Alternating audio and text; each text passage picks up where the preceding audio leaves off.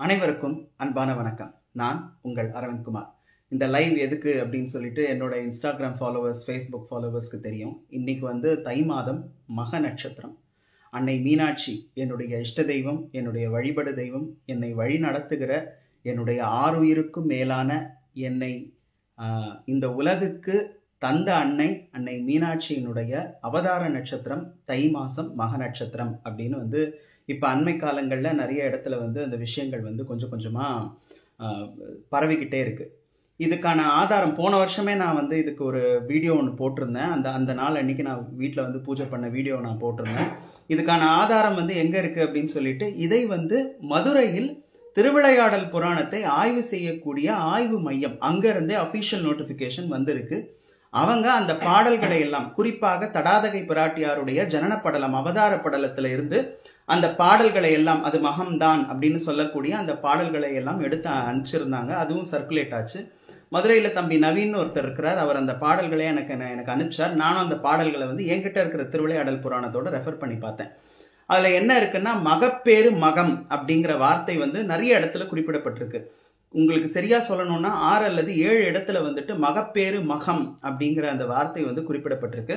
ஆனால் நான் படித்த அந்த திருவிளையாடல் புராணத்தில் மகப்பேறு மகம் அப்படின்னா மகப்பேறு யாகம் அப்படிங்கிற மாதிரியான அர்த்தம் தான் அந்த பொழிப்புரையில் கொடுத்துருந்தாங்க. மகப்பேறுனா புத்திரகாமேஷ்டி யாகம், வடமொழியில் புத்திரகாமேஷ்டி யாகத்தை தமிழ் மொழியில் மகப்பேறு மகம் என்று அழைத்திருக்கிறார்கள். ஆனால் இதில் இன்னொரு நுட்பமான ஒரு விஷயம் பார்க்க வேண்டியிருக்கு. என்னன்னா, அந்த காலகட்டத்தில் நமக்கு நாள் அப்படின்னு சொன்னால் இன்னைக்கு இருக்கிற மாதிரி 1ஆம் தேதி 2ஆம் தேதிலாம் கிடையாது. அது பிரித்தானிய அரசு உள்ளே வந்ததுக்கப்புறம் நமக்கு அந்த நாட்கள் முறை. அதற்கு முன்னாடி வரைக்கும் நமக்கு நட்சத்திரங்கள் தான், நட்சத்திரத்தை தான் நாளாக சொல்லுவாங்க. அப்படி பார்க்கும் பொழுது அந்த மகப்பேறு வேள்வி 99 விழுக்காடு மக நட்சத்திரத்தில் தான் நடந்திருக்கு. அதை குறிப்பாக சொல்லக்கூடிய அந்த புத்திரகாமேஷ்டி வேள்வின்னு சொல்லக்கூடிய அது மக நட்சத்திரத்தில் தான் நடந்திருக்கு. ஏன்னா ஜோதிட ரீதியாவே சொல்லுவாங்க, மகம் ஜெகமாளும் அப்படின்னு சொல்லுவாங்க. அதான் அரசர்களுக்கு மிக மிக உரிய நட்சத்திரமாக அந்த மக நட்சத்திரமானது இருந்திருக்கிறது. அதையும் நாம பார்க்க வேண்டியிருக்கு. ஆக அந்த மகப்பேறு மகம் என்று சொல்லக்கூடிய அந்த மக நட்சத்திர நாள்ல தான் அது தொடங்கப்பட்டோ அல்லது நிறைவு செய்யப்பட்டோ இருக்கிறதுக்கான வாய்ப்புகள் இருக்கு. அதுவும் ஏன் இந்த தை மாதம் அப்படின்னு சொன்னா, தை மாதத்துல தான் காஞ்சனமாலை தேவியினுடைய முற்பிறவி பெயர் விச்சாவதி எனக்கூடிய நாமம். திருவிளையாடல் புராணம் படிச்சவங்களுக்கு தெரியும், காஞ்சனமாலையினுடைய முற்பிறவியில் அவள் செய்த தவத்தின் காரணமாகத்தான் தடாதகையினுடைய அவதாரமே நடக்கிறது. அப்படி பார்க்கிற பொழுது அந்த விச்சாவதியானவள் தை மாதம் தன்னுடைய விரதத்தை தொடங்கி அடுத்த தை மாதம் 1 ஆண்டுகள் அந்த விரதத்தை தொடர்ந்து நிகழ்த்துகிறாள் இந்த மனோன்மணி பீடமாகிய மதுரை எம்பதியில. அந்த பயனாகத்தான் அதே தை மாதத்திலே அம்பிகை அவளுக்கு காட்சி கொடுத்தாள் அப்படிங்கிற குறிப்பும் நம்மளுக்கு அங்க காணப்படுது. ஆக இப்படி கூட்டி கழிச்சு பார்க்கும் பொழுது அது தை மாதம் மக நட்சத்திரத்துல தான் அன்னையினுடைய அவதாரம் இருந்திருக்க வாய்ப்புகள் அதிகமாக இருக்கிறது அப்படின்னு சொல்லிட்டு நம்ம திருவிளையாடல் புராணம், பரஞ்சோதி முனிவர் எழுதிய திருவிளையாடல் புராணத்துல நம்மளால கன்க்ளூட் பண்றதுக்கு ஓரளவுக்கு முடியுது.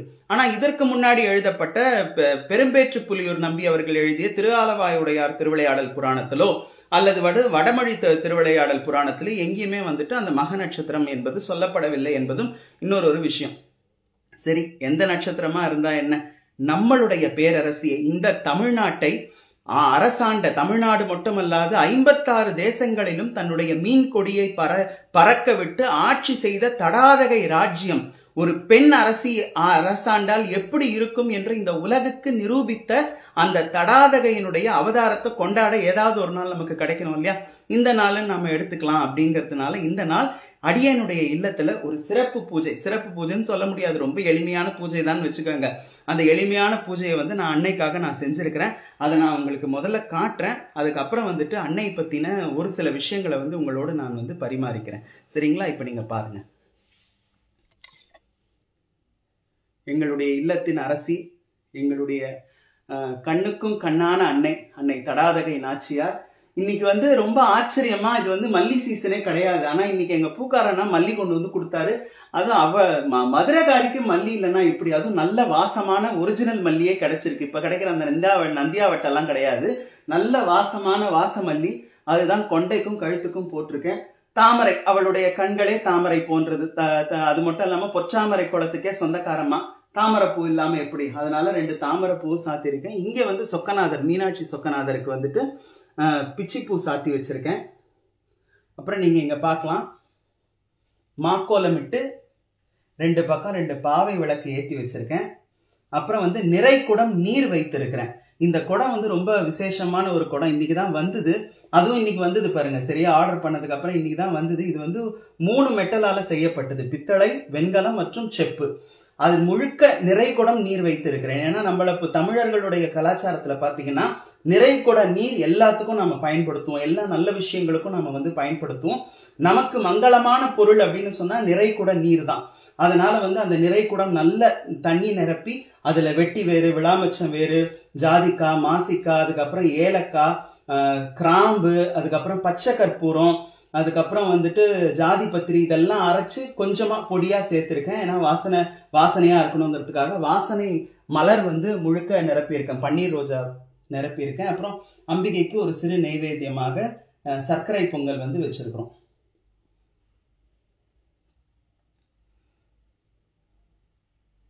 அம்பிகை வந்து 3 வயது பெண் குழந்தையாக மலையத்வஜன் செய்த தவத்தின் பயனாக, காஞ்சனமாலை முற்பிறவியிலே செய்த தவத்தின் பயனாக 3 வயது பெண் குழந்தையாக யாகாக்னியிலிருந்து வெளிப்படக்கூடிய அந்த அற்புதமான ரூபம் எங்களுடைய வீட்டுல வந்து நித்தியமும் பூஜையில வந்து இருக்கக்கூடிய அன்னை தடாதகை எம்பிராட்டியாருடைய ரூபம். சில விஷயங்கள் நான் வந்து இந்த திருவிளையாடல் புராணம் அல்லது திருவிளையாடல் புராணம் இல்லாம மீனாட்சியை பத்தின ஒரு சில விஷயங்களை நான் வந்து உங்களுக்கு நான் பரிமாறிக்கணும்னு ஆசைப்படுறேன்.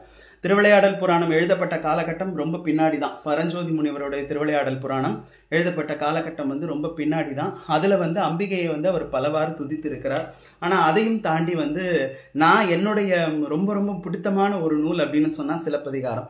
சிலப்பதிகாரம் நான் முக்கியமா படிக்கிறதுக்கு காரணமே மீனாட்சி பத்தி எங்கேயாவது குறிப்பு இருக்காதா அப்படிங்கிறதுக்காக தான். அப்புறம் தான் தெரியுது அது முழுக்க முழுக்க நிறைய இடத்துல மீனாட்சியினுடைய பெருமை பாடிய நூல் சிலப்பதிகாரம் என்பது தெரிகிறது. அந்த சிலப்பதிகாரத்துல இளங்கோவடிகள் அம்பிகையை வந்து சொல்லும் பொழுது சொல்லுகிறார், மாமகளும் நாமகளும் மாமகிடன் செற்றுகொந்த கோமகளை தான் படைத்த கொச்சத்தால் நாமமுதிரா முலை குறைத்தாள் வந்து முன்னரே நின்றாள் மதுராபதி எனும் மாது என்று அறிமுகப்படுத்துகிறார். அவள் சாதாரணமானவள் அல்ல, அவள் பொற்கோட்டு வரம்பன் குமரித்துறைவனாக இருக்கக்கூடிய பாண்டியனுடைய மும்முதல் கிழத்தி, பாண்டியனுடைய குலதெய்வமாக திகழக்கூடியவள் என்று சொல்லிவிட்டு பலவாறு வர்ணிக்கிறார் இளங்கோவடிகள். அப்பேற்பட்ட அம்பிகை, இன்னும் சொல்லணும்னா கண்ணகியை தெய்வமாக்கியதில் 99 விழுக்காடு இந்த அம்பாளுக்கு வந்து பங்குண்டு, மீனாட்சிக்கு வந்து பங்குண்டு. அவள்தான் உன்னுடைய மானிட பிறவியானது நிறைவு பெறுகிறது, நீ தெய்வமாக மாறப்போகிறாய் என்பதை மறைமுகமாக சொல்லி கண்ணகியை அந்த விண்ணேற்றி பாறைக்கு அனுப்பி வைத்து அவளை தெய்வமும் ஆக்கினாள் என்றே சொல்லலாம். அப்பேற்பட்ட அம்பிகை. திருவிளையாடல் புராணம் சொல்லணுமா, தேவியினுடைய அவதார படலத்தை அவர் பாடுகிற பொழுது பரஞ்சோதி முனிவர் பாடின மாதிரி வேற யாராவது பாடினாங்களான்னு கூட தெரியாதுங்க. அந்த அளவுக்கு ரசித்து ரசித்து ருசித்து ருசித்து ஒருவர் அந்த அந்த நீங்க படிச்சு பார்த்தீங்கன்னா தெரியும். நான் சொல்றது வந்துட்டு உங்களுக்கு வந்து ஒரு 10 விழுக்காடு அல்லது ஒரு 20 விழுக்காடு தாங்க உங்க உள்ளுக்குள்ள போகும். ஆனா நீங்க அந்த நூலை எடுத்து வாசிச்சீங்கன்னா தான் தெரியும் அந்த உணர்வு. அந்த மீனாட்சியை நம்ம கண்ணு மனக்கண் முன்னாடி அப்படி கொண்டு வந்து நிறுத்தியிருப்பார். அவள் வந்து அந்த யாகாக்னியிலிருந்து எப்படி வந்தான்னு சொல்லும் பொழுது அவர் சொல்றார், நெருப்பு வந்து தகதகன்னு எரிஞ்சிட்டு இருக்கு. அக்னி தேவன் தன்னுடைய நாக்குல இருந்து, அக்னி தேவனுக்கு வந்து 2 முகங்கள்னு சொல்லப்படுகிறது. அந்த 2 முகங்கள்ல இருந்து வரக்கூடிய நாக்குல இருந்து தகதக தகதகன் நெருப்பு எரியுதான். ஆனா எரியிற நெருப்புக்கு மத்தியில ஒரு தாமரப்பூ பூத்துதுன்னு எழுதுறாருங்க. எங்கேயாவது எரியிற நெருப்புக்கு மத்தியில தாமரப்பூ பூக்குமா? ஆனா எழுதுறாரு அவரு, தாமரப்பூ பூத்துது. அந்த தாமரப்பூ வேற யாரும் இல்ல, சாட்சாத் மீனாட்சின்னு சொல்ற மாதிரி இருக்கு அந்த பாட்டு. அப்ப நல்ல சகுனங்கள்லாம் ஏற்பட தொடங்குதான். அப்ப வல்லன் மலையத்துவஜ மீனவன், பாண்டியர்களை அவர் மீனவர்கள் அப்படின்னு குறிக்கிறார். நம்மளுடைய கல்வெட்டு ஆதாரங்கள் இன்னும் பல அகழ்வாராய்ச்சிகள்லாம் தெல்ல தெளிவாக கூறுகிறது பாண்டிய குலத்தவர்கள் மீனவர் வம்சத்தை சேர்ந்தவர்கள் தான் என்று. அதை பரஞ்சோதி முனிவரும் இங்கே பதிவு செய்கிறார். வல்லன் மலையத்துவஜ மீனவன் வளர்த்தோல் துல்ல மனை காஞ்சன மாலை சுருங்கிய மருங்குள் தல்ல இவ்வுலகமன்றி உலகேழும் மகிழ்வெய்த சைவம் முதலாய தத்துவத்துறை நிவப்ப அவ்விய மரம் கெட அறம் குதூகலிக்க தெய்வமறை துந்துபி திசைப்புல நிசைப்ப தெள்ளமுதம் மென்மழலை சிந்துமில மூரர் முல்லையிரு அரும்ப முலை 3 ஓர் பெண் பிள்ளையென 3 பிராயமோடு நின்றாள் எள்ளறிய பல்லுயிரும் எவ்வுலகும் ஈன்றாள் என்று. இந்த பாட்டு கோடி மதிப்பு பெறும் நான் சொல்லுவேன். அப்படி மீனாட்சியை அனுபவமாக நம்ம மனக்கண் முன்னாடி கொண்டு வந்து நிறுத்தக்கூடிய பாடல். நான் அண்மை காலங்களில் வந்து ரொம்ப பேசுறது இல்லைங்க. நான் ரொம்ப பேசுறது இல்லை, பேச்சை வந்து நான் குறைச்சிக்கிட்டேன். ஏன்னா எனக்கு பேச்சு வரமாட்டேங்குது. ஏன்னா அந்த அனுபவத்துக்குள்ள நான் போகும்பொழுது எனக்கு விடாம கண்ணுல இருந்து தண்ணியும் அழுகையும் தான் வருதே தவிர எனக்கு வந்துட்டு பேச்சு வரமாட்டேங்குது. அதனால தான் நான் நிறைய பதிவுகள் பண்றது இல்லை, நிறைய பேசுறதும் இல்லை. இப்போ அண்மை காலங்களில் நான் ரொம்ப குறைச்சிட்டேன். அதனால தான். அப்படி வந்து அனுபவத்துக்குள்ள போனதுக்கு அப்புறம் நமக்கு அது அனுபவமா மாறினதுக்கு அப்புறம் பேச்சு வருமா? வராது. ஆனாலும் ஒரு சில சமயங்கள்ல வந்து மக்களுக்கு நல்ல கருத்துக்களை சொல்லணும் அப்படிங்கிறதுக்காகத்தான் வந்து என்னுடைய இதையும் என்னுடைய உணர்ச்சிகளை கட்டுப்படுத்தி கொண்டு நான் வந்து பேசவும் தொடங்குறேன். அந்த மாதிரியான ஒரு அற்புதமான ஒரு பாட்டு. அவள் வந்து எப்படி சொல்றாரு அப்படின்னா பரஞ்சோதி முனிவர், அவ யாரு தெரியுமா? அவ ஏதோ அவதாரம் எடுத்து வந்து நின்னுட்டா அப்படிங்கிறதுக்காக அவளை சாதாரணமானவன் நினைச்சிடாத.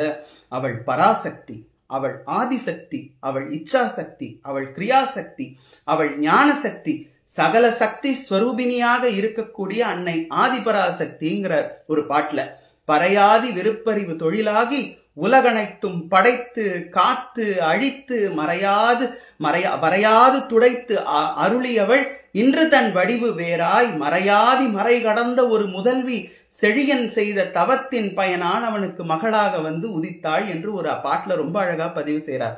பறைனா என்ன? பராசக்தி. பறை ஆதினா ஆதிசக்தி, விருப்பு அறிவு தொழிலாகி, இச்சாசக்தி, கிரியாசக்தி, ஞானாசக்தி. இவங்க 5 பேரும் சேர்ந்து என்ன பண்ணுவாங்களாம்? படைத்தல், காத்தல், அழித்தல், மறைத்தல், அருளல் உள்ளிட்ட பஞ்ச கிருத்தியங்களையும் அவள் நிகழ்த்தக்கூடியவள். அப்பேற்பட்ட நாயகி செழியன் செய்த தவத்தின் பயனாக அவளுக்கு வந்து மகளாக வந்து அவதாரம் செய்தாள் என்று அவ்வளவு அழகாக பாடிட்டு, நான் ரொம்ப ரொம்ப பரஞ்சோதி முனிவர்கிட்ட ரசிச்ச விஷயம் என்ன தெரியுமா? இந்த தேவி உங்களுக்கு என்ன கொடுப்பான்னு அவர் ஒரு பாட்டுல வந்து பதில் சொல்றார். அதுவும் யாருக்கு கொடுப்பா அப்படின்னா, அறம் தவழு வழி நின்றோருக்கு இகம் போகம் வீடளிக்கும் அம்மை அம்மான்னு பாடுறாருங்க.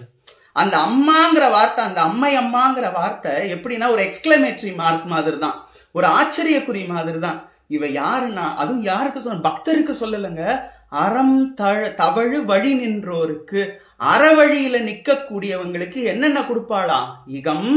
இகபர சுகங்கள், போகம் எல்லாத்தையும் கொடுத்துட்டு முடிவில் முக்தியும் தரக்கூடியவள், வீடளிக்கும் அம்மை அம்மான்னு பாடுகிறார். அப்பேற்பட்டவள் அன்னை மீனாட்சி, தடாதக எம்பிராட்டி, அங்கையர்கண்ணி நாச்சியார். இந்த நேரத்துல நான் வந்து என்னுடைய பர்சனல் எக்ஸ்பீரியன்ஸ், என்னுடைய வாழ்க்கையில் நடந்த ஒரு சில எக்ஸ்பீரியன்ஸை உங்களோட ஷேர் பண்ணிக்கணும் அப்படின்னு நான் ரொம்பவே வந்து விருப்பப்படுறேன். ஏன்னா பல பேர் வந்து என்ன நிறைய வாட்டி கேட்டிருக்காங்க, அப்படி என்ன உனக்கு வந்து மீனாட்சி மேல வந்து அப்படி என்ன உனக்கு ஒரு அன்பு, அல்லது அப்படி என்ன ஒரு பக்தி, அப்படி என்ன அவ செஞ்சுட்டா அப்படின்னு சொல்லி பல முறை கேட்டிருக்காங்க. என்ன செய்யல? நான் பதிலுக்கு நான் அப்படிதான் நினைப்பேன். நான் என்ன செய்யல? நான் ஒரு காலகட்டத்துல இதை இப்போ நான் சொல்லலாமா வேண்டாமான்னு எனக்கு தெரியல, ஆனால் சொல்லலாம். ஏன்னா இப்போ நான் சொல்லாமல் வேற எங்கேயும் இதை நான் சொல்ல முடியாது. இது வரைக்கும் நான் வேற எங்கேயுமே நான் சொல்லலை. இப்போலேருந்து சரியா ஒரு 4 ஆண்டுகளுக்கு முன்னாடி 2020 வச்சுக்கோங்களேன். 2020 நவம்பர் மாதம் எங்கள் அம்மாவுக்கு வந்து உடல்நிலை வந்து பாதிக்கப்படுகிறது. இன்னும் 3 மாதங்கள் அல்லது 4 மாதங்கள் தான் வந்து அவங்க உயிரோட இருக்க போறாங்க அப்படிங்கிற விஷயம் தெரிய வருது. அப்போ நான் வந்து எங்கள் வீட்டில் தானே அம்மா இருக்கா, இவளை தான் நான் பார்த்தேன். என்னம்மா இப்படி ஒரு நிலைமைக்கு நான் வந்து ஆளாயிட்டேனே, அவ்வளோதான். நான் எங்கள் அம்மா இதுக்கு மேலே இருக்க மாட்டாங்களா? நான் ஏறாத ஹாஸ்பிட்டல் கிடையாது, நான் பார்க்காத டாக்டர்ஸ் கிடையாது. அவங்களோட ரிப்போர்ட்ஸ் எடுத்துக்கிட்டு, ஏன்னா அப்பேற்பட்ட ஒரு நோய் அவங்கள தாக்குது, அவ்வளோதான் சொல்கிறாங்க. இதுக்கு மேலே அவங்க உயிரோடு இருக்க மாட்டாங்க, 4 மாதத்துக்கு மேலே இருக்க மாட்டாங்கன்னு சொல்கிறாங்க. இதில் ஒரு விஷயம் என்ன தெரியுமா? எங்கள் அம்மா கிட்ட நான் அதை சொல்லவே இல்லை. கடைசி வரைக்கும் எங்கள் அம்மாவுக்கு இப்படி ஒரு வியாதி இருக்குன்னு அவங்களுக்கு தெரியவும் தெரியாது. அதை நான் மறைச்சிட்டேன், அவங்களுக்கு நான் சொல்லவும் இல்லை. சரியாயிடும் சரியாயிடும் சரியாயிடும்னு சொல்லிக்கிட்டே இருந்தேன். இந்த பிப்ரவரி மாதம் 2021 14ஆம் தேதி எங்கள் அம்மா வந்து இந்த மண்ணுலகத்தை விட்டு பிரியிறாங்க. அப்போ கூட பாருங்களேன், அது நடக்கிற நாள் என்ன நாள் தெரியுமா? ஷாமலா நவராத்திரி. ஷாமலா நவராத்திரி தான், தை மாதம் தானே. இந்த தை அமாவாசையிலேருந்து 3ஆவது நாள் ஷாமலா நவராத்திரி திருத்தியையில் தான் எங்கள் அம்மாவோட உடலை விட்டு உயிர் வந்து பிரியுது. அதுக்கப்புறம் நான் வந்து நடைப்பணமான, நிறைய பேருக்கு தெரியலாம், தெரியாதவங்களுக்கு சொல்கிறேன், நடைப்பணமான. ஏன்னா நான் அந்த நேரத்தில் எனக்கு திருமணமும் ஆகலை, எனக்கு அப்பாவும் கிடையாது. எங்கள் அப்பா 2005ஆவது ஆண்டே இறைவனடி சேர்ந்துட்டார். எங்கள் அம்மா வந்து 2021ஆம் ஆண்டு இறைவனடி சேர்ந்துட்டாங்க. எனக்கு கூட பிறந்த பிறப்புகள்னு கிடையாது. எனக்கு சொந்தக்காரங்க நான் நிறைய பேர் இருந்தாங்க. எனக்கு பெரும் துணையாக என்னுடைய குரு நிறைய பேர் இருந்தாங்க. ஆனால் இதெல்லாம் தாண்டி எனக்கு ஒரு கை இருந்தது. இந்த தடாதகை இருக்கா பார்த்தீங்களா, இவ தான் எனக்கு வந்து கையாக இருந்தா. அப்போ வந்து நான் வந்து மதுரைக்கு போகிறேன். எங்கள் அம்மா வந்து பிப்ரவரியில் இறக்குறாங்க. ஏப்ரல் மாதம் மார்ச் மாதம் நான் மதுரைக்கு போகிறேன். ஏன் போகிறேன்னா இந்த அம்மாவோட சண்டை போட தான் போகிறேன். சண்டை போட போகிறேன். கோயிலுக்குள்ளே நுழைஞ்சிட்டு நான் சண்டை போட்டுட்டு, என்னை இந்த மாதிரி ஆக்கிட்டியே, உனக்கு நியாயமா, மீனாட்சி மீனாட்சின்னு சகல காலமும் என்னை விட எங்கள் அம்மாவுக்கு வந்து இந்த அம்மா மேலே வந்து அவ்வளோ அன்பு. பொண்ணு மாதிரியே பார்த்துக்குவாங்க இந்த அம்மாவை, மீனாட்சியை. பூக்கட்டி பூக்கட்டி பூக்கட்டி போடுவாங்க. அப்படி மீனாட்சியை இப்படி ஆக்கிட்டிய, உங்க கூட நீ கூப்பிட்டுட்டு என்ன இந்த மாதிரி அனாதையாக நிற்க வச்சுட்டியா அம்மா அப்படின்னு சண்டை போட்டுட்டு தான் கோயிலை விட்டு நான் வெளியே வரேன். மனசில் உங்களுக்கு தெரியும் அந்த மாதிரி ஒரு நிலைமையில இருந்தால் என்னென்ன இருக்கும் அப்படின்னு. கோயிலை விட்டு நான் வெளியே வரேன். அப்போ தான் கொரோனா டைம் அப்படிங்கிறதுனால மாஸ்க்லாம் போட்டிருக்கணும். நான் மாஸ்க் இவ்வளோ தூரம் நான் மாஸ்க் போட்டிருக்கேன், என் கண்ணு மட்டும் தான் தெரியுதுன்னு பார்த்துக்கங்களேன். கோயிலை விட்டு நான் வெளியே வரேன். அஷ்டசக்தி மண்டபம் வழியாக தான் நான் வெளியே வரேன். வெளியில் வந்தப்போ செருப்பு போய் போட்டுக்கிட்டு ஃபோனெல்லாம் எடுத்துக்கிட்டு வரும்பொழுது ஒரு திருநங்கை ஒருத்தங்க என்னை வந்து யாசகம் கேட்டாங்க. அவங்க பேர் தேவி அம்மான்னு பேர். இப்போவும் இருக்காங்க கோயில் வாசலில், நீங்கள் போனீங்கன்னா தேவி அம்மாவை பார்க்கலாம். தேவி அம்மா, அப்போ அவங்க பேர் தேவி அம்மாலாம் எனக்கு தெரியாது. நிறுத்திட்டு ஏதாவது யாசகம் கொடுன்னு சொல்லி கேட்டாங்க. நான் என் பர்ஸை ஓப்பன் பண்ணி அதுலேருந்து ஒரு 50 ரூபா எடுத்து கொடுத்தேன். அப்போ வந்து அவங்க கோவில் கூத்தாண்டவர் கோயிலோட திருவிழா ஆரம்பிக்க போது போல இருக்குது இன்னும் ஒரு மாதத்தில். அதுக்கு வந்து ஏதாவது கூட உன்னால் முடிஞ்சது என்னுடைய பயண செலவுக்கு ஆகும் அப்படின்னப்போ நான் ஒரு 200 ரூபா எடுத்து கொடுத்தேன். 250 ரூபா கொடுத்தேன்னா, கொடுத்தப்போ என்னுடைய கண்ணை அவங்க பார்த்துட்டாங்க. கண்ணு ரெண்டும் சிகப்பாக இருக்குது, அழுததுனால கண்ணு ரெண்டும் சிகப்பாக இருக்குது, கண்ணில் தண்ணி வந்துகிட்டு இருக்கு. அப்போ ஏன் கண்ணு அழுகுறேன்னு கேட்டாங்க. ஏன் கண்ணு அழுகுற, உன் கண்ணு ஏன் கலங்கி இருக்குன்னு சொல்லி கேட்டாங்க. அப்போ நான் என்ன பண்ணேன், மாஸ்கை லைட்டாக எடுத்துட்டு நடந்த விஷயத்த சொன்னேன். நான் இந்த மாதிரி யாரும் இல்லாத அனாதை ஆயிட்டேன், எனக்கு யாருமே இல்லை, மீனாட்சியை தவிர சொக்கநாதனை தவிர எனக்கு வேறு யாருமே இல்லை, அதனால தான் அந்த அம்மா கிட்ட வந்து சண்டை போட்டுட்டு போகிறேன், என்னை இந்த மாதிரி ஆக்கிட்டியே அப்படிங்கிறதுனால அப்படின்னப்போ அவங்க என்ன நினச்சாங்கன்னே தெரியல. என்கிட்ட வாங்கின 250 ரூபா என்கிட்ட திரும்ப கொடுத்துட்டாங்க. உங்ககிட்ட இருந்து நான் காசு வாங்க மாட்டேன். கோயிலுக்குள்ளே வந்து என் ஆத்தா கிட்ட அவங்க சொல்கிறாங்க, என் ஆத்தா கிட்ட ஒரு புள்ள சண்டை போட்டுட்டு போகுது, அந்த புள்ள மனசு நோக போகுது, அப்பேற்பட்ட புள்ளகிட்ட இருந்து நான் காசு வாங்க மாட்டேன்னு கோயில் கோபுரத்தை பார்த்து திரும்பி அவங்க சொன்னாங்க. இந்த பிள்ளைய அனாதையாக்கிறதுக்கு நீயும் ஒரு காரணம், உன்னை நம்பி தானே இவன் வந்தான், இவனுக்கு இன்னொரு குடும்பத்தை நீ ஏற்படுத்தணும். இவங்க அப்பா அம்மா இறந்தாங்கன்னு இவன் சொல்கிறான் பார், போன அப்பா அம்மாவை நீ திரும்ப கொடுக்கணும், அது வரைக்கும் உன்னை நான் சும்மா விட மாட்டேன்னு கோபுரத்தை பார்த்து சொல்லிட்டு, இந்த கண்ணு அவளுக்காச்சு எனக்காச்சு, உன்னை நான் பார்த்தா இனி நான் குடும்பத்தோட தான் பார்க்கணும், அது வரைக்கும் நான் உன்னை பார்க்க மாட்டேன், நீ இந்த கோயில் பக்கமாக வரக்கூடாது அப்படின்னு சொல்லிட்டாங்க. இல்லைம்மா நீங்கள் வச்சுக்கோங்க காசுன்னா அவங்க கேட்கவே இல்லை, திரும்ப அந்த காசை கொடுத்து அனுப்பிச்சிட்டாங்க. சரிங்களா, இது நடந்து முடிஞ்சிருச்சு. காலங்கள் மாறுது, காட்சிகள் மாறுது. மார்ச் மாதம் இது நடந்துதா, நவம்பர் மாதம் என்னுடைய மனைவியை நான் பார்க்குறேன், நிச்சயதார்த்தம் ஆகுது எங்களுக்கு. அதுக்கப்புறம் ஜனவரி மாதம் எங்களுக்கு கல்யாணம் ஆகுது. கொரோனா முடிய போகுது. கொரோனா முடிஞ்சு மறுபடியும் ஓப்பன் பண்ணி அந்த ஒமைக்ரான் வந்தது பார்த்தீங்களா, அந்த நேரம் எல்லாரும் வந்து மறுபடியும் இயல்பு நிலைக்கு திரும்புகிறாங்க. என் கல்யாணம் முடிஞ்சு சரியாக 4வது நாள் நான் மதுரைக்கு போகிறேன். மதுரைக்கு போனப்போ மீனாட்சி கோயில் தரிசனத்துக்காக நாங்கள் கோயிலுக்குள்ளே போகிறோம். அப்போ என்னுடைய மனைவி லதா கிட்ட முதல் முறையாக அவங்க வந்து மீனாட்சி கோயிலுக்கு வராங்க. அப்போ அவங்ககிட்ட சொன்னேன், இங்கே பாரு, நாம் வந்து எல்லாருக்கும் நான் பார்க்குறவங்களுக்குலாம் என்ன தெரியும், நம்ம கோயிலுக்கு போகிறோம், நம்ம கோயிலுக்கு போகலாமா, நீ உன் மாமியாரை முதல்ல பார்க்கறதுக்கு வர, சரியா, அந்த நினைப்போட வா, உன் மாமனாரை முதல்ல நீ பார்க்கறதுக்கு வர, நம்மளோட பூர்வீக வீட்டுக்கு நாம் போகிறோம், வந்து எங்கள் அம்மாவையும் எங்கள் அப்பாவையும் மாமியார் மாமனாரை பாருன்னு சொல்லி கூட்டிகிட்டு வரேன். நல்லா கல்யாணத்தில் எப்படி இருந்தோமோ அதே மாதிரி நல்லா சர்வ அலங்காரம் பண்ணிக்கிட்டு நாங்கள் போகிறோம். போயிட்டு செருப்பெல்லாம் விட்டுட்டு நாங்கள் உள்ளே நுழைய போகிறோம். இந்த தேவி அம்மா எங்களை பிடிச்சிட்டாங்க, என்னை பிடிச்சிட்டாங்க. ஏன்னா நாங்கள் புது ஜோடியில் கல்யாணம் ஆகி வந்திருக்கோம் தெரிஞ்சிருச்சு, பிடிச்சிட்டாங்க. பிடிச்சிட்டு இப்படி திரும்பினாங்க, கண்ணு எதனா காசு கொடு கண்ணு ஆத்தாளுக்கு அப்படின்னு சொல்லி சொன்னாங்க. நான் அப்போ மாஸ்கை ரிமூவ் பண்ணிட்டு, தேவி அம்மா என்ன தெரியலையான்னு கேட்டால் அவங்க ஷாக் ஆகிட்டாங்க. என் பேர் எப்படி இந்த பையன் சொல்கிறான் அப்படின்னு. ஏன்னா நான் அப்போ போனப்போ இருந்த கோலம் வேற, இப்போ நான் வந்திருக்கிற கோலம் வேற இல்லை, அதனால அவங்களுக்கு என்ன அடையாளம் தெரியல. அவங்களும் ஏதோ பேர்லாம் சொல்கிறாங்க. இன்னுமா என்ன உங்களுக்கு தெரியல, உங்களுக்கு ஞாபகம் இருக்கான. அப்புறம் எல்லா விஷயத்தையும் சொன்னதுக்கப்புறம் என்னையே என் பொண்டாட்டியும் அப்படியே சேர்த்து கட்டி பிடிச்சிக்கிட்டாங்க. அவங்க சேர்த்து கட்டி பிடிச்சிக்கிட்டு அவங்க வந்துட்டு, கண்ணு வந்துட்டியா, நான் சொன்னேன் நீங்கள் சொன்னது நடந்துருச்சு, நீங்கள் என்கிட்ட இருந்தால் இன்னைக்கு காசு வாங்கலைல்ல, இன்னைக்கு நீங்கள் கண்டிப்பாக வாங்கிக்கிட்டே ஆகணும் அப்படின்னு, இருங்க நான் போய் தரிசனத்துக்கு போயிட்டு வந்துடுறேன்னு சொல்லிட்டு உள்ளே போய், அப்போ தான் ஓமக்ரான் முடிஞ்சதுனால, கொரோனா முடிஞ்சதுனால கூட்டம் அப்படி எக்கச்சக்க கூட்டம். நான் அம்பாளுக்கு ஒரு பட்டு புடவை எடுத்துகிட்டு போயிருந்தேன், சுவாமிக்கு ஒரு பட்டு வேஷ்டி எடுத்துகிட்டு போயிருந்தேன். எப்படா இது இந்த கூட்டத்தில் போய் செலுத்து போகிறோம், சரிவா க்யூவில் நின்று இது பண்ணலான்ட்டு 100 ரூபா டிக்கெட்டை வாங்கிக்கிட்டு இப்படி வரோம். சன்னதியை கிராஸ் பண்ணி அந்த லைனில் ஏறலாம் அப்படிங்கிறதுக்கு. ஏன்னா அங்கிட்ட டிக்கெட் வாங்கிட்டு தெரிஞ்சவங்களுக்கு தெரியும், மீனாட்சி கோயில் சன்னதி பக்கத்துலேயே டிக்கெட் கொடுப்பாங்க. அந்த டிக்கெட்டை வாங்கிட்டு, டிக்கெட் இந்த பக்கம் கொடுப்பாங்க, அதை வாங்கிக்கிட்டு இந்த பட்டுப்புடவைக்கு டோக்கன் மட்டும் அங்கே போடணும். அதை போட்டுக்கிட்டு சன்னதியை கிராஸ் பண்ணி போலான்னு போனப்போ உள்ள இருந்து யாரோ சொல்லிவிட்டா மாதிரி ஒரு ஐயர் வந்தாருங்க. புடவை சாத்தணுமான்னு கேட்டார். அவருக்கு எப்படி என் கையில புடவை இருக்கு அதெல்லாம் எனக்கு சத்தியமா தெரியாது. இப்ப வரைக்கும் எனக்கு அது ஆச்சரியம், என் மனைவிக்கும் அது ஆச்சரியம். புடவை சாத்தணுமான்னு கேட்டாரு. ஆமா. டிக்கெட் வாங்கிட்டீங்களா? வாங்கிட்டேன். கையை பிடிச்சாரு. தர தர தர தரன்னு என்னையும் என் ஒய்ஃபையும் உள்ள கூட்டிட்டு போயிட்டாரு. அவ்வளவு கூட்டம் நிக்குது. அவங்க எல்லாம் எங்களை பார்த்துக்கிட்டு இருக்காங்க. நாங்க மணக்கோலத்துல எல்லாம் இருக்கிறோம். மணக்கோலம் இல்லை எக்ஸாக்டா, நல்ல ஒரு ஃபுல் டெக்டப்பா இருக்கும். நாங்க நேரா உள்ள கூட்டிட்டு போய் கருவறை கிட்டனா அந்த முன்னாடி விஐபிங்கெல்லாம் நிக்க வைப்பாங்க தெரியுமா, அந்த இடத்துல கூட்டிட்டு போய் நிறுத்திட்டு என் கையில இருந்த பட்டுப்புடவை கொண்டு போய் அம்பாளுக்கு செலுத்திட்டு, அம்பாள் கழுத்துல அணிஞ்சிருந்த ஆலோயர ரோஜாப்பூ மாலை, பன்னீர் ரோஜா மாலை எடுத்துட்டு வந்து என் கையில கொடுத்து, இது உன் மனைவிக்கு போடுன்னு சொல்லிட்டு ஒரு வார்த்தை சொன்னாருங்க. நான் அப்பதான் நினைக்கிறேன், மீனாட்சி என் வாழ்க்கையில என்னென்ன விளையாட்டு இப்ப வரைக்கும் விளையாடிக்கிட்டு இருக்கா அப்படின்ட்டு. அப்போ ஒரு வார்த்தை சொன்னாரு, அடுத்த முறை நீங்க கோயிலுக்கு வரும்போது ஆம்பளை பிள்ளைய தூக்கிக்கிட்டு வரணும் அப்படின்னாரு. நான் அப்ப கூட சொல்றேன், எனக்கு பொம்பளை பிள்ளைதான் முதல்ல வேணும், மீனாட்சியே வந்து பிறக்கணும், எங்க அம்மாவே வந்து பிறக்கணும், எனக்கு பொம்பளை பிள்ளைதான் வேணும், பொம்பளை பிள்ளை பிறக்கணும்னு சொல்லுங்க சாமின்னு. அப்போ அவர் என்ன தெரியுமா சொன்னாரு, இதை நான் சொல்லல, மீனாட்சி சொல்றான்னு சொன்னாரு. ஆனாலும் அப்புறம் கூட நமக்கு மனசு கேட்குமா? கேட்காது. பொம்பளை பிள்ளை வேணும், பொம்பளை பிள்ளை. ஆனா கடைசியில நடந்தது என்ன? அவ எனக்கு முதல்ல அங்க கொடுத்த வாக்கு தான் நடந்தது. இதுல எல்லாத்த விட என்ன தெரியுமாங்க ஒரு முக்கியமான ஒரு விஷயம், என் மனைவி முதல் முறை மதுரை கோயிலுக்கு வரும் பொழுது இந்த மாதிரி ஒரு அனுபவம்.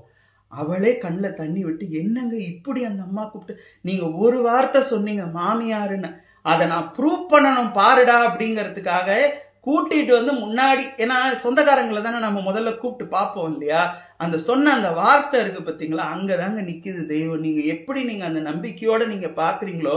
ஏன்னா நாங்க மீனாட்சி கோயில் போறதுக்கு முதல் நாள் அவங்க லதாவோட அக்கா கேட்கறாங்க, என்னங்க இவ்வளவு கூட்டமா இருக்குமே கோயில், உங்கள் கோயில்ல யாரையாவது தெரியுமான்னாங்க. அப்ப நான் என்ன தெரியுமா சொன்னேன், எனக்கு மீனாட்சியவே தெரியுங்க அப்படின்னு. நான் அந்த வார்த்தை மாமியாருன்னு நான் சொன்ன அந்த வார்த்தைக்காக கூப்பிட்டு முன்னாடி கூப்பிட்டு தரிசனத்தை கொடுத்து அவ கழுத்துல இருந்த மாலையும் போட்டு, உனக்கு ஆம்பளை புள்ளதான் பிறக்கும் போடா அப்படின்னு சொல்லியும் அமிச்சான்னு சொன்னா அவளுடைய கருணைய என்னன்னு சொல்றது. நான் அதுதான் திரும்ப திரும்ப நான் சொல்லுவேன், உங்க வாழ்க்கையில இன்பம் துன்பம் எல்லாம் மாறி மாறி மாறி மாறி வரும். இன்பம் இருக்கும் பொழுது மட்டும் கடவுளை நினைச்சிட்டு துன்பம் நடக்கும் போது கடவுளை திட்டுறதுங்கிறது எந்த விதத்திலும் நியாயம் இல்லை. ஏன்னா அது அந்த துன்பத்துக்கு அத்தனைக்கும் காரணம் என்ன? நாம தான், நம்ம வேணதான், நம்மளோட நல்வினதான் அல்லது தீவினதான், நாம செஞ்சு வச்ச டெபாசிட்டை தான், நம்ம பண்ணி வச்ச டெபாசிட்டை தான் இப்ப நம்ம அதுக்கு வட்டி வாங்கிக்கிட்டு இருக்கோம் இல்லையா.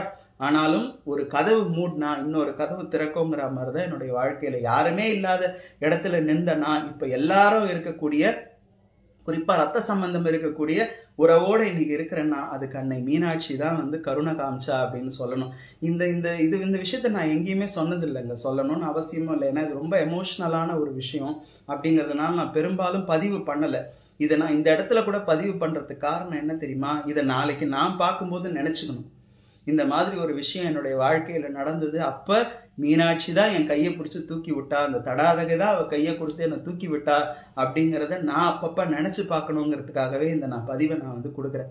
இது போல பல பல பல பல அற்புதமான சம்பவங்கள். அதுக்கப்புறம் என்னுடைய திருமணம் ஆனதுக்கு அப்புறம் எல்லாருக்கும் தெரியும், அந்த மீனாட்சி அம்மை பராக்குன்னு நான் சொன்னேன் பார்த்தீங்களா, பாண்டிய குல பேரரசி, உலகத்தின் முதல் பெண்ணரசி, மதுரையை ஆளும் மங்கையர்க்கரசி, மக்கள் உள்ளமெல்லாம் கொலுவிருக்கும் மனோன்மணி, எம்பெருமாட்டி திருவாலவகை உடைய அங்கையர்கண்ணி தடாதகை நாச்சிகார், பராக் பராக் பராக்னு ஒரு பராக் சொன்ன பார்த்தீங்களா, அது ஃபேமஸ் ஆச்சு. எல்லாத்த விட கோவில் தேர்ல அந்த சித்திரை திருவிழாவின் போது தேர் திருவிழா நடக்கும் பார்த்தீங்களா, தேர், அந்த தேர்ல அதை ஒளிபரப்பு செஞ்சு, அதுவும் அதை ஒளிபரப்புறாங்க.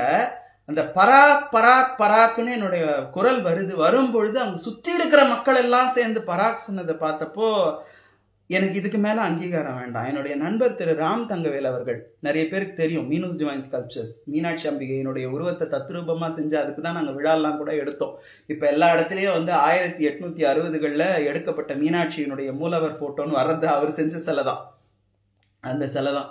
அவர் என்கிட்ட சொன்னார், நான் அந்த பராக் சொல்லி அதுக்கப்புறம் கோவில்லையே போய் என்னுடைய குருநாதருடைய கருணையால நான் சொல்லி சொக்கநாதருக்கு சொன்னதுக்கு அப்புறம் அப்ப அவர் சொன்னார், அரவிந்த் இதுக்கு மேல நீங்க பேசணும்னு எதனா அவசியம் இருக்கா, இதுக்கு மேல நீங்க எதனா புகழ் பாடணும்னு அவசியம் இருக்கா, எனக்கு தெரிஞ்சு உங்களுடைய ஜென்மத்துக்கான இதை நீங்க அடைஞ்சிட்டீங்கன்னு நினைக்கிறேன். நானும் அதுதான் நினைக்கிறேன். எனக்கு என்னமோ அந்த நிகழ்வு நடந்ததுக்கு அப்புறமா தான் நான் வந்து அனுபவம் எனக்கு ரொம்ப ஜாஸ்தி ஆக ஆக ஆரம்பிச்சது.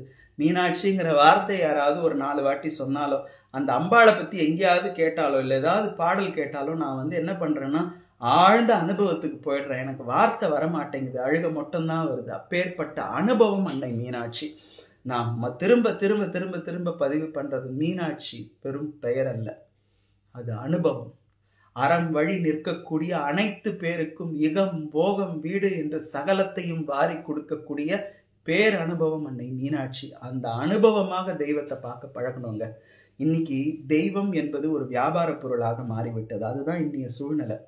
யாருமே அனுபவத்தை சொல்லி கொடுக்கறது இல்லை. இதை பண்ணா அது நடக்கும், அதை பண்ணா இது நடக்கும் அப்படின்னு சொல்லி தெய்வத்தை ஏதோ ஒரு ஏடிஎம் மிஷின் மாதிரி எல்லாருமே மாற்றி வச்சுட்டாங்க. அதுக்கு எல்லாரும் பொறுப்பு, எல்லாரும் தான் பொறுப்பு. அதுக்கு ஏடிஎம் மிஷின் மாதிரி மாற்றி வச்சு ஒரு காலகட்டத்தில் இந்த மாதிரி வெறும் சடங்கு சம்பிரதாயத்தில் இருந்த இந்த இந்து சமயத்தை மீட்டுருவாக்கம் பண்ணணுங்கிறதுக்காக நம்மளோட ஞான சம்பந்தரும், அப்பரும், சுந்தரமூர்த்தி சுவாமிகளும், மணிவாசகரும், இன்னும் எண்ணிலடங்காத அடியார் பெருமக்களும் எவ்வளவு பாடுபட்டாங்க தெரியுமா? அவங்களுடைய பக்தி மார்க்கமே எதை வச்சு வந்தது? அந்த பக்தி இயக்கம் என்று இந்த தமிழ் உலகத்திலேயே அது ஒரு சமய புரட்சியா மாறுச்சு. ஏன்னா இந்த மாதிரியான சடங்கு சம்பிரதாயத்துல ஊறி கிடந்த இந்த மக்களை, அதை செஞ்சா கடவுள் உங்களுக்கு இதை கொடுத்துருவாரு, இதை செஞ்சா உங்களுக்கு இதை கொடுத்துருவாருன்னு ஊறி போய் இந்த சமயம் அழியக்கூடிய நிலையில இருந்தப்பதான் இதெல்லாம் இல்லப்பா, எல்லாரும் கடவுளை அடையலாம், எல்லாரும் கடவுள் அனுபவத்தை வாங்கலாங்கிறதுக்காக தங்கள் பதிகங்கள் மூலம் அதை எப்படி வாங்கணும்னு தங்களுடைய வாழ்க்கையில் நடந்த அனுபவங்களை பதிகங்களாக நமக்கு பதிவு செய்தவர்கள் நம்மளுடைய சமய பெரியோர்கள். குறிப்பாக சமயக்குறவர்களாகிய 63 நாயன்மார்கள், சந்தான குறவர்கள், இன்னும் எண்ணிலடங்காத அடியார்கள், ஸ்தோத்திரம் பாடியவர்கள், சாத்திரம் பாடியவர்கள், அத்தனை பேரும் பாடியது என்ன? இறைவனுடைய அனுபவம். ஆனால் அந்த அனுபவத்தை இன்னைக்கு வெறும் வியாபார பொருளாக்கி, வெத்தலை தீபம் போடுங்க, கல்கண்டு தீபம் போடுங்க, அந்த தீபம் போடுங்க, இந்த தீபம் போடுங்க, உங்களுக்கு வாரி கொடுத்துருவார், அதை பண்ணுங்க, இதை பண்ணுங்க, அதை ஏத்துங்க, இதை ஏத்துங்க. எதுக்குங்க தீபத்தை வெளியே எதுக்குங்க ஏத்த சொன்னாங்க? உள்ள நீங்க ஏத்தணும். இந்த 2 புருவ மத்திக்குள்ள அந்த தீபம் எரியணும். உள்ளுக்குள்ள அகஜோதி என்பது எரிந்தால்தான் நீங்கள் புறத்தில் ஏத்துக்கிறீங்க பாருங்க. இந்த புறஜோதிக்கே மதிப்பு. இது இங்க இருக்கிற ஜோதிக்கு மதிப்பு இல்லைன்னு இந்த ஜோதி வெளியில ஏத்துற ஜோதி ஒண்ணுமே கிடையாதுங்க. நம்மளுக்கு உள்ள வெளியே காட்டினாதான் உள்ள புரியுங்கிறதுக்காக காமிச்சது. ஆனா இன்னைக்கு அதையெல்லாம் மறந்து விட்டு இந்த சமூகம் ரொம்ப இழிவான ஒரு நிலைக்கு சென்று கொண்டிருக்கிறது. அதிலிருந்தெல்லாம் மீட்டுருவாக்கம் செய்வதற்கு இன்னும் எத்தனை சமய பெரியவர்கள் வர வேண்டுமோ, இன்னும் எத்தனை நாயன்மார்கள் வரணுமோ எனக்கு தெரியல. ஏன்னா ரொம்ப வருத்தமா, மனம் நொந்துதான் நான் இந்த பதிவு பண்றேன். இன்னைக்கு கடவுளை எப்படி வியாபார பொருளாக அல்லது ஒரு திரைப்பட நடிகர் நடிகைகளை, சின்னத்திரை நடிகர் நடிகைகளை வைத்து வியாபாரம் செய்யக்கூடிய வியாபார பொருளாக மாற்றி இருக்கிறார்கள். இந்த தமிழுலகம் எப்பொழுது இந்த இருளில் இருந்து மீண்டும் மீண்டும் இறைவனுடைய அந்த பெரும் கருணையை, அந்த அனுபவத்தை வாங்குமோ என்று அன்னை மீனாட்சியினுடைய திருவடிகளில் நான் மனதார பிரார்த்தனை வைக்கிறேன். மீளும் இந்த தமிழுலகம் மறுபடியும் மீளும். இறைவனுடைய அனுபவம் என்றால் என்ன என்பதை இந்த உலகம் புரிந்து கொள்ளும். வெறும் சடங்கு சம்பிரதாயத்தில் இந்த விளக்கேத்துறதுல, இந்த வெத்தலை தீபம் போடுறதுல, இல்லாட்டி இந்த உப்பு தீபம் போடுறதுல, இல்லாட்டி இந்த கல்கண்டு தீபம் போடுறதுல எல்லாம் இல்லடா ஆன்மீகம், வேற இடத்துல இருக்குன்னு இந்த உலகம் புரிந்து கொள்ளும் என்பதை முழுவதுமாக நம்பி அன்னை மீனாட்சியினுடைய திருவடியிலே இந்த பிரார்த்தனையும் வைத்து, இதை உங்களோட லைவ்ல நீங்க பார்த்துக்கிட்டு இருக்கக்கூடிய அத்தனை பேருக்கும் இந்த பூஜையினுடைய பலன் போய் சேரட்டும். ஏன்னா எப்ப நம்ம பூஜை பண்ணாலும் நான் நல்லா கேட்டுக்கங்க, நம்மளுடைய தேவைக்குன்னு பூஜை பண்ணக்கூடாதுங்க. முதல்ல நம்ம வாயிலிருந்து வர வேண்டிய வார்த்தை என்ன தெரியுமா? எல்லா உயிர்களும் இன்புற்று வாழ்க அப்படின்னு தான். ஏன்னா இதை வள்ளலார் தான் சொன்னார். சொல்லிட்டு அதுக்கு விளக்கமோ என்ன தெரியுமா சொன்னார் அவரு? எல்லா உயிர்களும் நல்லா இருக்கணும்னு கேட்டுட்டாலே, உலகம் நல்லா இருக்கணும்னு கேட்டுட்டாலே உன்னுடைய நலமும் அதற்குள்ளே அடங்கி இருக்கிறதுன்ட்டார் அவர். அப்படியான மகான்களை பார்த்த பூமிங்க இந்த பூமி. சர்வே ஜனா சுகினோ பவந்துன்னு எதுக்கு சொல்றாங்க? எல்லா உயிர்களும் இன்புற்று இருக்கணும், உலகம் நல்லா இருக்கணும். உலகம் நல்லா இருந்தா நான் நல்லா இருப்பேன், என்னுடைய நலம் அதற்குள்ளதானே அடங்கி இருக்குது. நான் மட்டும் நல்லா இருந்து உலகம் நல்லா இல்லைன்னா அப்புறம் அது எதுக்கு பிரயோஜனம்? அந்த மாதிரி எல்லா உயிர்களும் இன்புற்று வாழணும் தான் உங்களுடைய முதல் பிரார்த்தனையானது இருக்கணும். அதற்குள்ளேயே உங்களுடைய நன்மையும் அடங்கி இருக்கிறதாக எல்லா உயிர்களும் இன்புற்று வாழ வேண்டும். அன்னை மீனாட்சி சொக்கநாத பெருமானுடைய கருணை அனைத்து உயிர்களுக்கும் கிடைக்க வேண்டும் என்று பிரார்த்தனை செய்து கொண்டு, இந்த தை மகத்திலே அன்னையினுடைய அவதாரம் நிகழ்ந்த இந்த நல்ல நாளிலே எப்படி இந்த உலகமே சுபிட்சமாக இருந்ததோ, எப்படி அந்த மலையத்வஜ பாண்டியன் இந்த உலகத்துக்கு, அந்த மதுரையில இருந்த மக்களுக்கெல்லாம் வாரி வாரி வாரி வாரி கொடுத்து அவங்களை எல்லாம் திருப்திப்படுத்தினாரோ, அது போல அம்பிகையினுடைய கருணை நம்ம அத்தனை பேரையும் திருப்திப்படுத்தணும். நல்ல மழை பெய்யணும், ஆண்டுதோறும் நல்ல மழை பெஞ்சு நல்ல விளைவு விவசாயம் நல்லா செழிச்சு எல்லாருக்கும் உணவு, எல்லாருக்கும் கிடைக்கணும். அது மட்டும் இல்லாமல் வேலை இல்லாத இப்போ படித்து வெளியே வந்திருக்கக்கூடிய யங் ஜெனரேஷன் உங்களுக்கெல்லாம் நல்ல வேலை கிடைச்சி நீங்கள் லட்சக்கணக்கில் சம்பாதிச்சு சகல போகங்களோடு வாழணும்னு அன்னை மீனாட்சியை பிரார்த்தனை செய்து கொண்டு இதோடு நிறைவு செய்கிறேன். நன்றி, வணக்கம்.